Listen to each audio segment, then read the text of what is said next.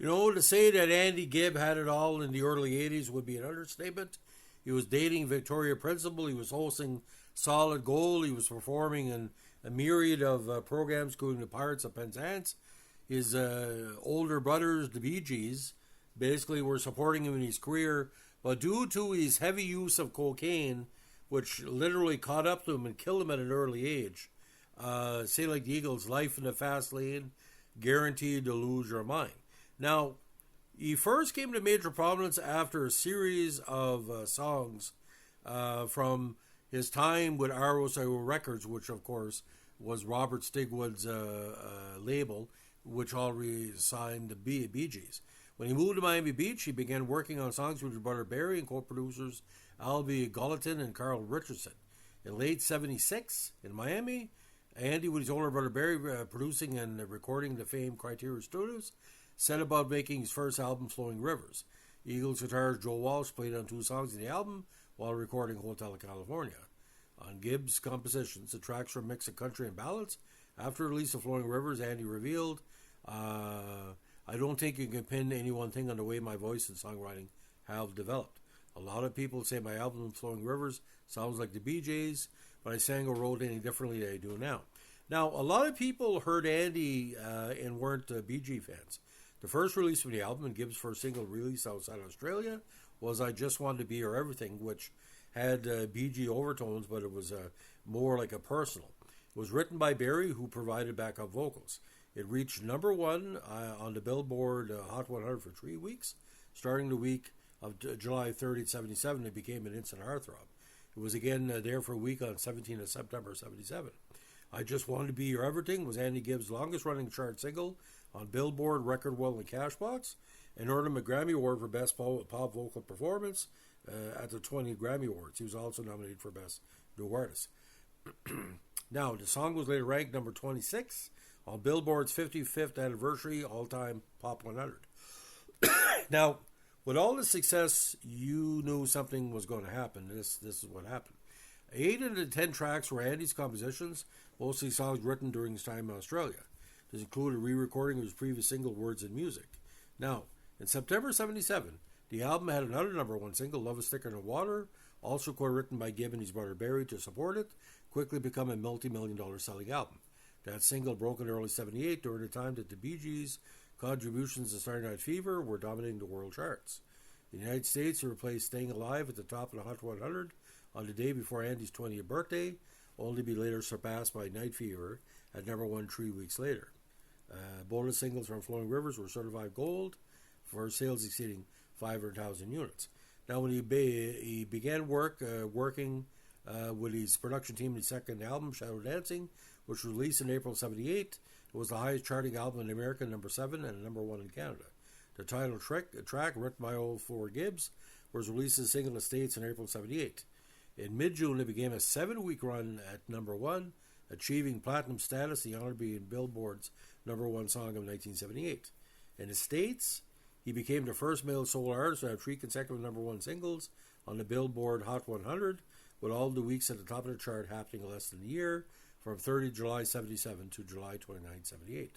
2 further top 10 singles, An Everlasting Love was number 5, and Our Love, Don't Throw It All Away, number 9, were released from the album, which became another multi-million-dollar seller. Now, he began doing work for UNICEF, where he did work with Olivia Newton-John on the duet Rest Your Love on Me at the United Nations General Assembly, which was broadcast worldwide. He returned to the studio and began recording sessions for his final full studio album, After Dark. In March 1980, the last of Gibb's top 10 singles charted just ahead of the album's release. Desire was recorded for the Bee Gees' 79 album Spirits Having Flown and featured an original track, complete with Andy's original guest vocal track. A second single, I Can't Help It, a duet with family friend and fellow British and Australian expat Olivia Newton-John, went number 12. In '84, Gibb performed the song at the sitcom Punky Brewster in the episode Play It Again Punky, where Gibbs guest starred Punky's piano teacher. But the cocaine problems were catching up on him. He couldn't stop it. Despite being certified gold, the album's disappointing performance, coupled with Gibbs' mounting drug problems, would lead to RSO Records dropping Gibbs for his roster. Later in the year, Andy Gibb's Greatest Hits were released as a finale to his contract with RSO with two new songs, Time is Time, which was number 15, and Me Without You, which was Gibb's last top 40. Robert Stigwood said that basically he had to let him go to his cocaine addiction and behavioral problems. After Dark and Will You Still Love Me Tomorrow were non-single songs added to the album, the latter of which was a duet with P.P. Arnold, who had previously worked with Barry Gibb, including singing on credit backups on Burn Me Down from the River from Cucaber Castle. Now, around the same time, Gibb was invited to sing the first verse on Queen's Play the Game, and lead singer Freddie Mercury apparently was amazed with Gibb's abilities. According to some sources, the tape was found in 1990 in a search of Queen archives for a bonus track for a CD was not used. Since it has not been heard by any Queen collectors, its existence is somewhat doubtful, although record producer Mac has also confirmed this version does exist. Now here it gets kind of freaky. You would think a new lovely life would solve his problems, but no way. While taping the John Davidson show in January 81, Gibb met actress Victoria Principal. Now Victoria Principal was a well-known actress, Earthquake, the different shows, but in 1981, she was in her 30s, a little bit older than Andy, of course, and May December Romance. During a high-profile relationship, he began working on several projects outside the recording studio. He co-hosted the television music program Solid Gold from 81 to 82 with Marilyn McCoo. He also performed in Gilbert and Sullivan's The Pirates of Penzance in L.A. and Andrew Lloyd Webber's Joseph the Amazing Technicolor Dreamcoat on Broadway. He was ultimately fired from both Joseph and Solid Gold because of absenteeism caused by cocaine binges, said Zev Buffin, the Broadway producer and financier for Joseph. When Andy was at the theater, it was a joy, but he wasn't there enough. Adding that, of the 5 people that played Joseph up to that point, Gibb was the best actor. He also said after Gibb's death, would lose him over long weekends, he'd come back on Tuesday, and he'd look beat. He was like a little puppy, so ashamed when he did something wrong. He was all heart, but he didn't have enough muscle to carry through. An unnamed co-star in Joseph was quoted as saying, I hear he spent most of his time in his hotel room in front of the TV. I guess he was frightened and insecure. That's what happens when the baby brother of the Bee Gees. Commenting after Gibb's death, Solid Gold producer Brad Lockman stated, Andy was very charming, vulnerable, and charismatic performer. He clearly meant well. He wasn't being difficult. He was going through problems he couldn't deal with and suffering from what we would call manic depression. He wanted everyone to love him. He had so much going for him, and he just couldn't believe it. Now, in August 81, ironically, Gibb and Principal released a duet to Everly Brothers, All I Have to Do Is Dream. This would be Gibb's last official single and his last U.S. chart entry, peaking at 51. Principal recalled after that, well, it became very apparent to me that his behavior was becoming erratic, and he was very, very thin. And Andy was a very kind person and a gentle soul, and some of his behavior seemed like the antithesis of who I knew him to be. And over a period of deduction, I finally realized that it had to be the drugs. The romance ended shortly thereafter, when she gave him an ultimatum to choose between her or drugs. After this, Gibb began dating actress Carrie Michelson of the NBC TV sitcom Give Me a Break. He met Michelson when he had guest starred on the series for one episode. Now, in 84 and 85, he finished 2 successful contracts in a Riviera in Las Vegas. His family convinced him to seek treatment for his drug addiction, which included a stay at Betty Ford in 85. It was during this time that Gibb began touring small venues with a stage show featuring his hits as well as covers. He had numerous guest roles on TV and had an extensive tour of East Asia, and he regularly performed shows in Las Vegas and Lake Tahoe. In 84, he was the headline performer at the Vina del Mar Festival in Chile, performing 2 nights in a row. He also played the Fairmount in San Francisco in March 86. Unfortunately, in the early 87, he went through another drug rehabilitation program and thought he had finally beaten his habits, but the habits get him. Now, Gibb aimed to get a recording contract for release of a new album in 88. He returned to studio in June 87, recording 4 songs. One of them, Man on Fire, was released posthumously in 91 on Apollodor Records anthology. Another track, Arrow Through the Heart, was the final song Andy would ever record, and it was featured on the episode of VH1 series Behind the Music and released on the Bee Gees' Pathology 4 disc box set in November 2010. It was co-written by Gibb with Barry and Moritz.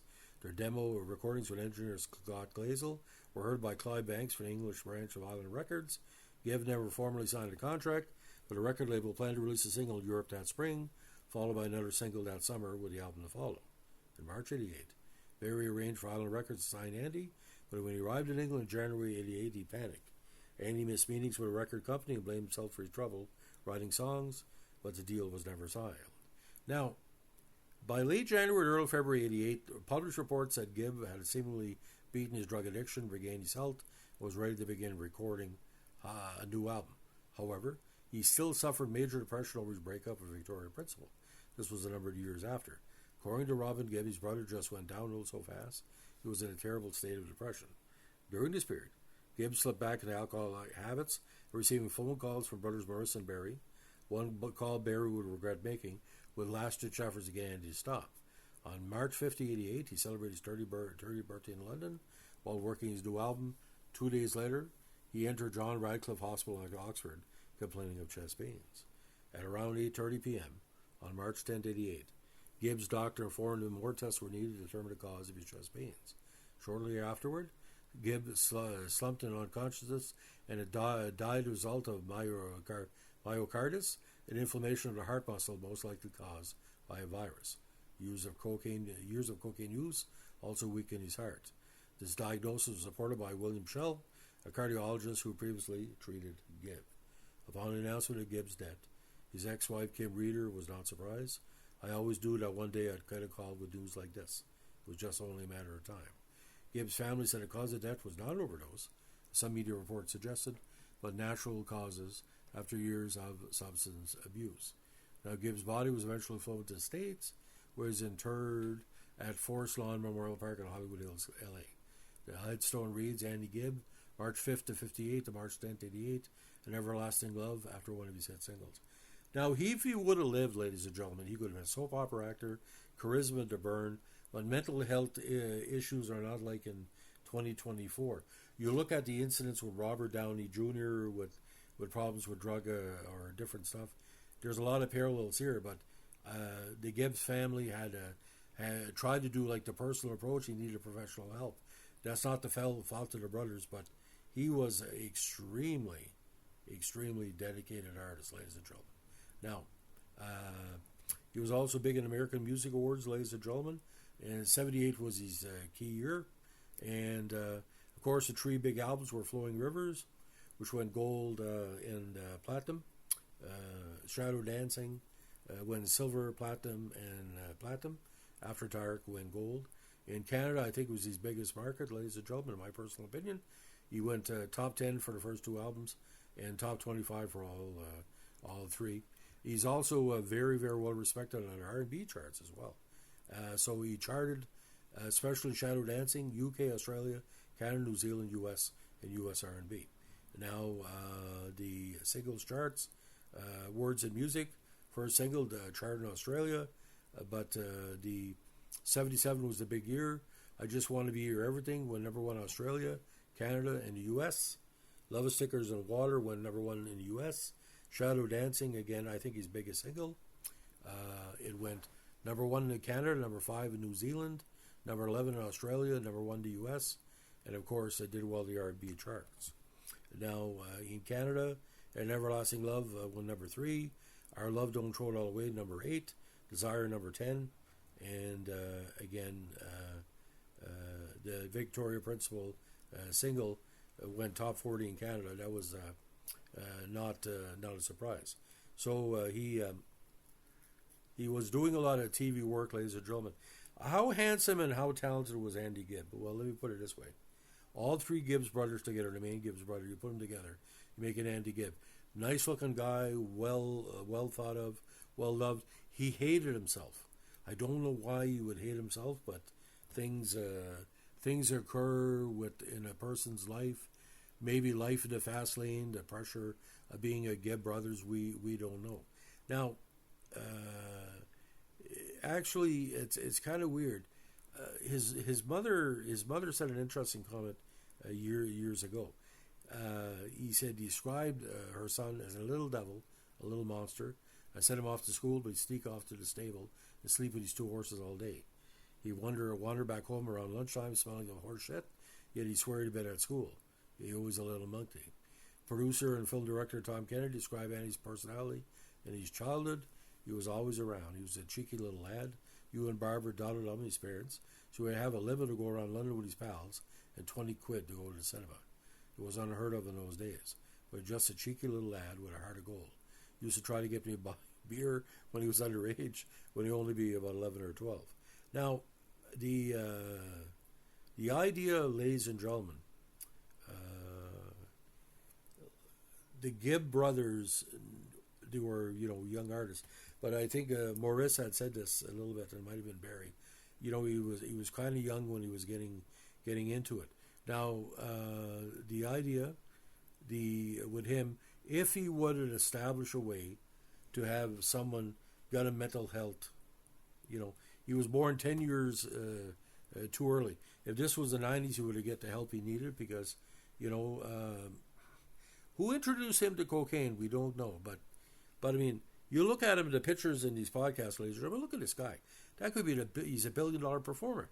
I think he was that well liked, and he didn't like him because of the Bee Gees. He liked him for him because he was nice looking. He was, in the words of my gay friend from Campbellton, he said he was a bowl of chocolate ice cream. He just wanted to eat him up. I think that shows. He was big in the gay community. He was big with the older ladies. He was big with the younger ladies. He was big with the tough men. Everybody liked dancing to his music, and it was like, if you didn't like the Bee Gees because they were kind of saccharine, Andy had a little bit of an edge to him, But the people blame Victoria Principal for the cocaine. She had nothing to do with that. Victoria Principal has been through a lot, being around Anthony Perkins for a little while too. That was kind of freaky. That's a connection between Psycho and the Bee Gees. That's a friggin' connection. So, ladies and gentlemen, I really miss Andy. Andy was a big part of my childhood. But, I mean, I keep on seeing those old record shops with the RSO records. And his singles would sell more than the Bee Gees. There were a lot of BJ products left. To get an Andy Gibb single around 1978, you were hard-pressed to get it. And it was, at the time, he again was the biggest seller in my part of Canada, New Brunswick. Almost as big, I know this is kind of weird to say, almost as big as ABBA. And that's saying a lot for that type of a fan of that music. I really don't know who will attempt to do a documentary on his life down the road, but I'd like to see a tribute to him.